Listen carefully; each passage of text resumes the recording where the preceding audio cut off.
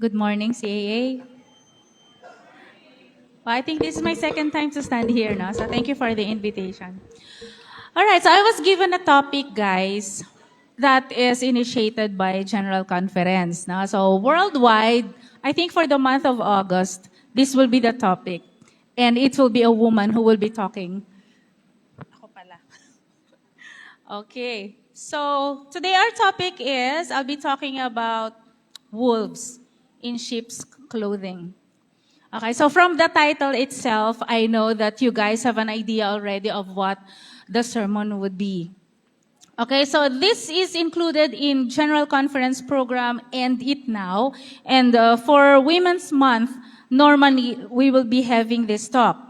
Not only on Saturdays, but also on Sundays. So who are we, guys? We are called the sheep of his pasture. When we talk about sheep, God has already regarded to us as his sheep. That means his own chosen people. So sino to? Us. Diba? So we are so privileged and blessed. Now we, Seventh-day Adventists, to be called his sheep, his people. Now, the focus actually of this talk is on what happens inside the church. Although I do appreciate the talk this morning when it was also covered, no, there are different types of abuses, guys. There's physical abuse, there is sexual abuse, verbal abuse, psychological abuse, no, you name it. There are lots of abuses. No, meron dyan gaslighting, manipulation style. Now, you think the person is very nice, but there is a vested interest.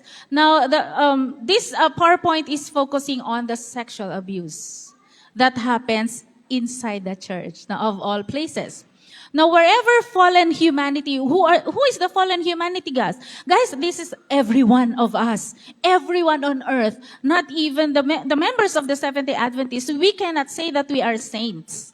No, we are not, even if we are the chosen people, we cannot say that we are the elevated humanity. No, guys, everyone is fallen, even pastors, even elders, even church leaders, now even the best doctors. When they gather, now the fallen humanity, of course, what do you expect? There will be problems of fallen humanity. And the church is the devil's favorite place to work. Not only that, guys, let me also insert here, the family is the favorite place where the devil wants to create chaos. Okay? He always wants us to quarrel. He always wants us to push our ways. Okay, but what are the goals here?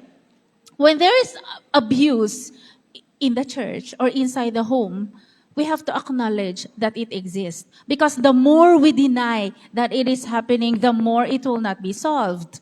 Okay, we also have to understand it better.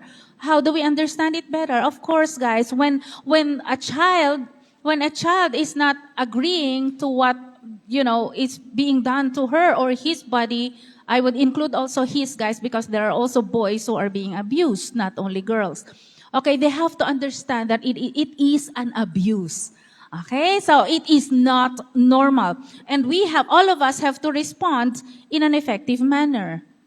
Okay, so abuse. Now, childhood sexual abuse. When I was studying in college, it was included, no? Statistics say, guys, in the United States, 2 out of 3 children are experiencing abuse. So it does not only happen here in the Philippines, of course, this happens worldwide, especially in places where people are uneducated, no? Here in the Philippines, provinces, di ba? Yung mga mountainous regions, mga probinsya, where there is an extended family. No? What do we mean to say? Immediate family only contains the father, the mother, and the children. However, here in our country, we are so closely knit. And of course, more people are in the level of poverty. So, extended yan. There is grandparents in the house, there are uncles, aunties, cousins are there. So, it is more, do you think that abuse will happen by someone, going up the window and, would barge in your house and do the abuse? No. Let me tell you, guys, that, abuse is usually committed by somebody the child knows. No, this can be a cousin, this can be a neighbor, this can be an uncle, a stepfather. And believe it or not, I have even met, in college, I have met girls who has become lesbians because they have been raped by their own fathers. Diba? Can you just imagine how gruesome that is? Okay, so I was talking to Ate Connie when I was checking the PowerPoint that they have given to me. I was saying, okay, this can be the first time I will be sharing in church what has happened to me. Yes, guys, I was a victim of manipulation. I was 6 years old. My dad is a pastor. When your dad is a pastor, you travel from places to places. Every 2 years, you stay in one place. Another 2 years, you go to another place. So I was barely 6 years old. Can you imagine who is 6 years old here? I was 6 years old. So me, having this personality of being adventurous and very friendly and talking to everybody, I would be roaming around the house. I can still vividly remember that my dad was preparing for a crusade. I think that was a crusade. So they were preparing for a crusade. And I was just walking around the neighborhood and I was just checking out what's there. And I came to this place, I think it's a billiard hall. It's a billiard place.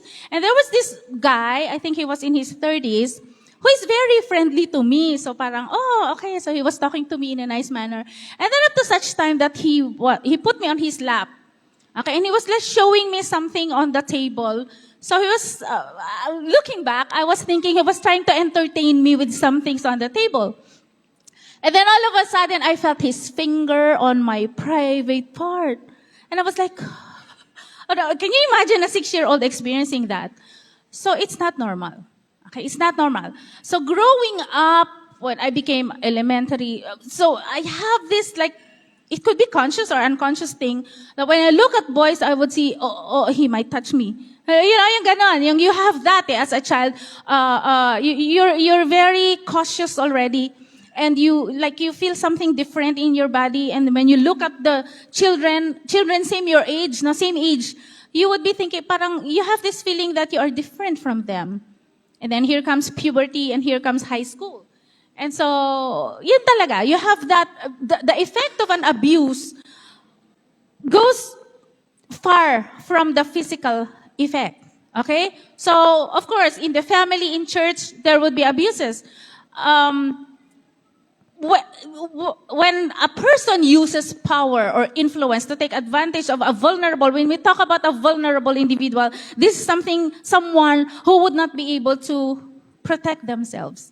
Okay, vulnerable ka kumbaga, you are there, parang you're a piece of cake, and you are like, when they see you, diba, their mouths water, something like that. So I also have this question of why me? Diba, there are lots of girls. There are lots of little girls. Why me? Okay, what are the impact of abuse? Okay, now let's go. All types of childhood abuse have the potential to damage the developing brain of a child, especially these days, we can hear news 3 years old, died, raped by an addict.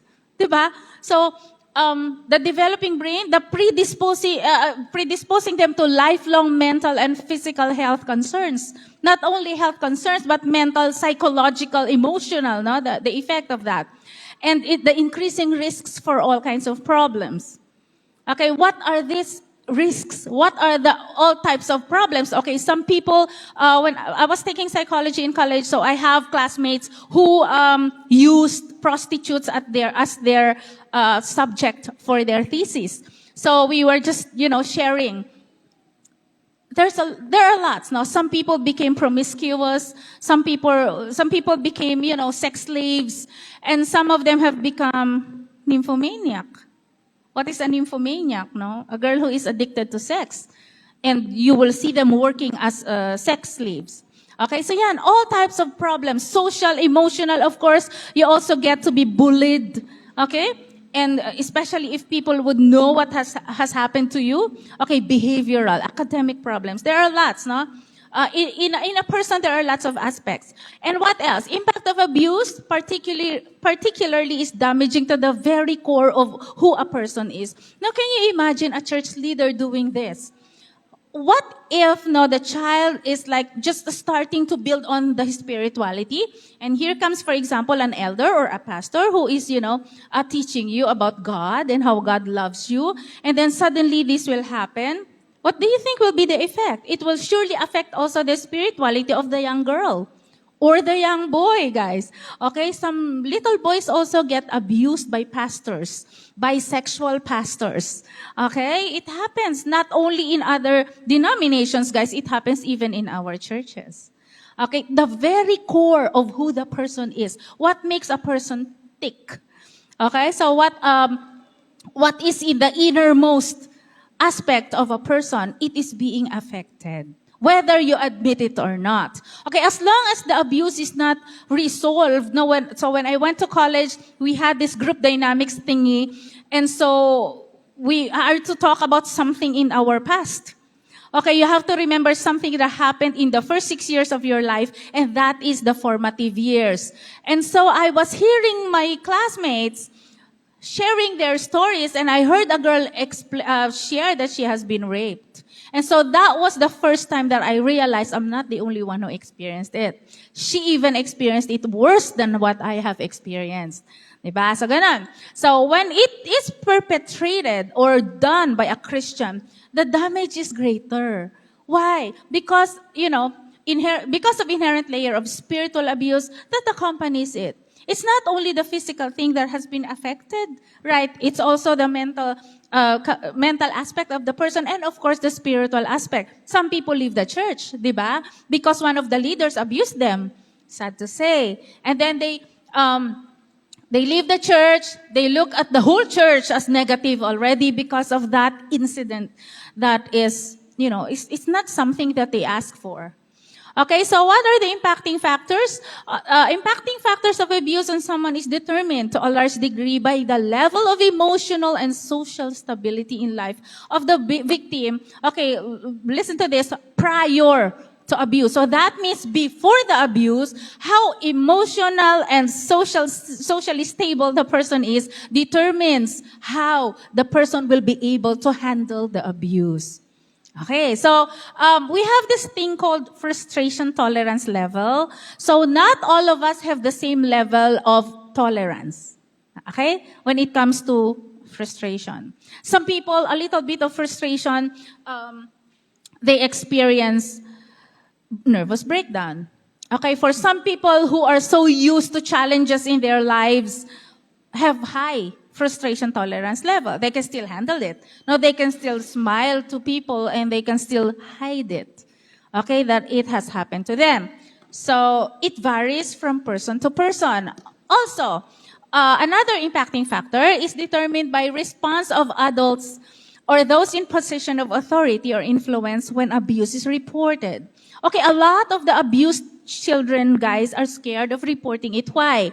Because there are instances when it is them that is being, what? Blamed. It's your fault. You should not go there. You should not follow that person. It's your fault you're wearing this, you're wearing that. You invited it to yourself. Okay? So guys, let me just remind you that abusing someone is a choice. Okay? Whatever, girls, okay? Let me also talk to girls. Whatever you are wearing, it is not an excuse for you to be abused, no? Because some people, those who have grown up in Caucasian countries or those who have been exposed to the city, for example, of course they have a certain way of dressing and they feel comfortable in a certain way of dressing. However, of course, for us Seventh-day Adventists, we are always encouraged to dress like Ellen G. White.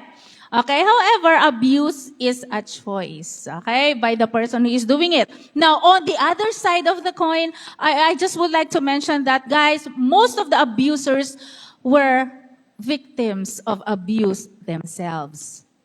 Okay, I have known of a pastor who has become a president of a university, who has become a professor as well. He has been abused as a child by a gay man. Now, he was a child. They have a house help who happens to be homosexual. And it just happened that he was abused by the homosexual. I'm not a homophobe, okay, guys? Just to correct you. I have lots of friends who are homosexuals, bisexuals. Because when your background is psychology, these people tend to be closer to you. Because they know that you can understand them. They know that they can talk to you and they can, it's just like that. So counseling is part of our profession. So he has been abused as a child, going back to that pastor. And you know what happened, guys? he got married, he had children, and then he had relationships with other people in the course of his married life. He has relationships with his students. I have even seen him seducing students, no? Talagang ganon. And then he went to the US. In the US, he also had a relationship. But the good thing about this is the wife stayed with him until the wife died of cancer. Diba? And then, of course, he remarried again within the year that the wife died.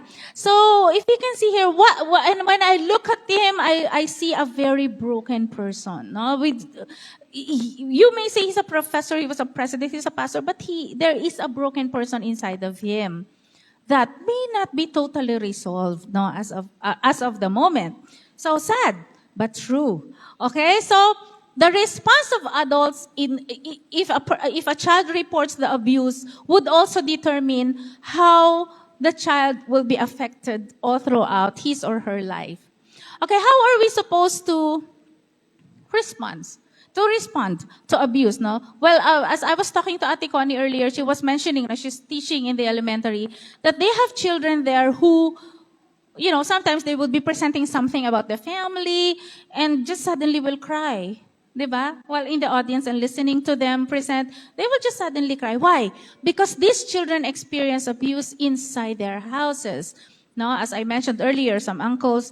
Now, recently, just this week, I had a student. Another additional job for me is I am a guidance associate of the College of Medicine. So I specifically deal with Indian medical students. Now they are studying to be doctors. So I have one student who came to my office and he said that he is bubbly, happy, cheerful. And then upon interviewing him, because we do routine interviews for each of the students, so he was able to tell me that, Mom, I got abused by my father. What type of abuse? He always gets beaten up. Binubugbog siya ng tatay niya from childhood, up to. So that's why when he came to the Philippines, he said he's very happy kasi it was like an escape for him.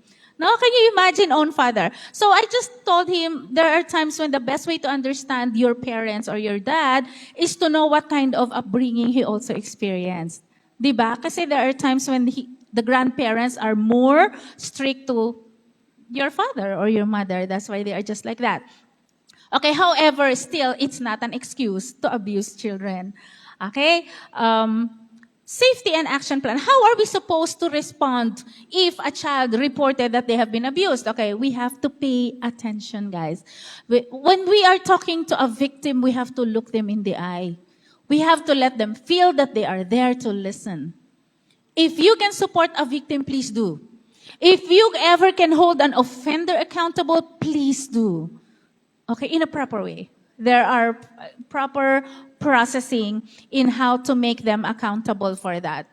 Of course, we do not kill the offender, of course. We do not, it's not like that. But at least, let them know that you know about the abuse and that it is not okay. It is never okay to experience abuse. Now, good news. Of course, response matters. The long-term impact of abuse depends less on the type and severity of the abuse than it does on the level of support that one receives in the aftermath of the abuse. It's very important for the victim to know that there are people who would be supporting them, who is there to understand what they underwent, and who will not blame them for the type of abuse that they have experienced. Okay, listen with your heart. Now, it's easy to hear things, right? It's easy to hear things.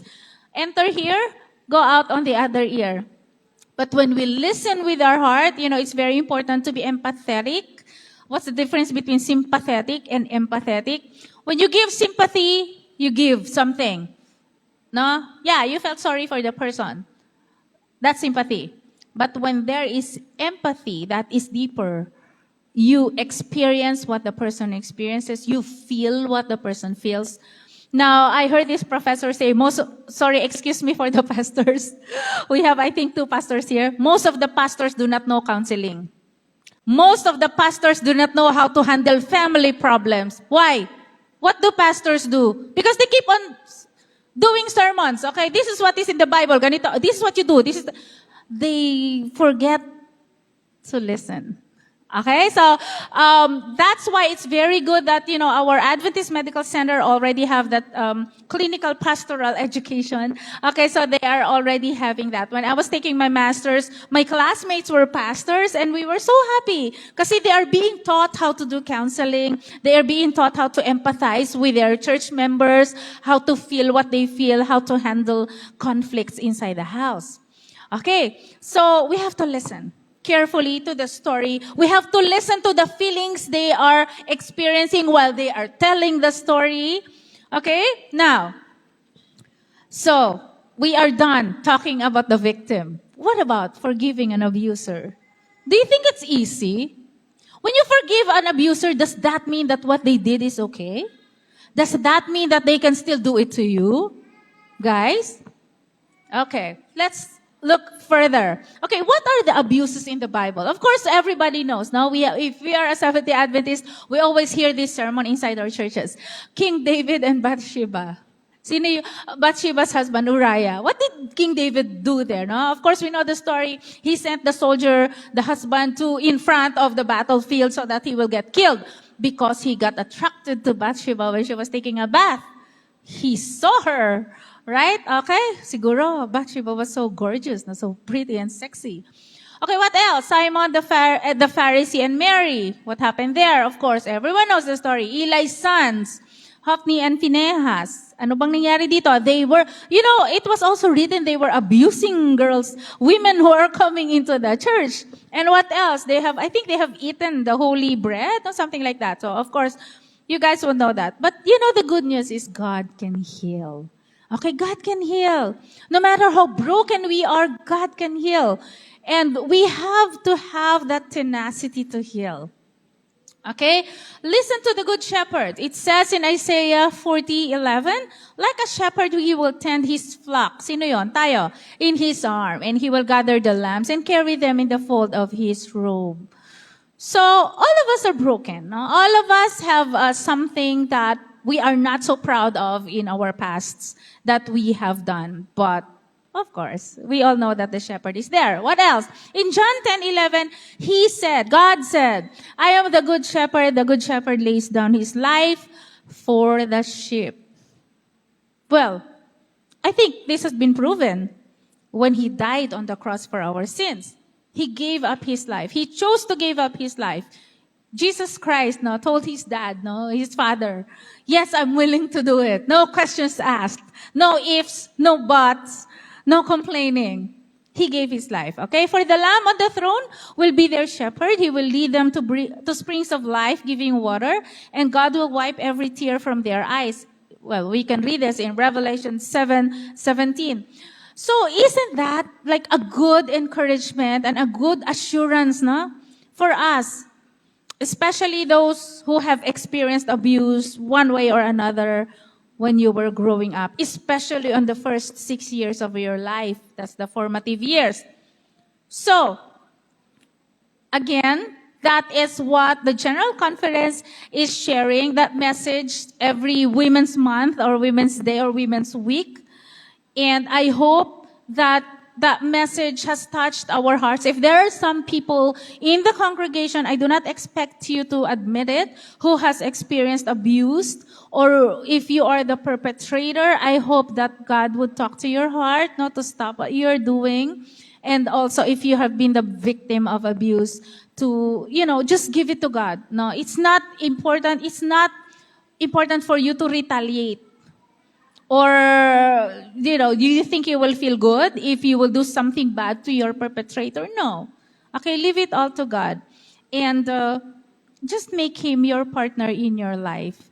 And also, I hope we will be able to have a heart to deal with the abused people in our churches, abused children in our community, in our neighbors, in your school. So just pray for God's guidance in how to deal with these abused people. Okay, this is my prayer, and happy Sabbath po.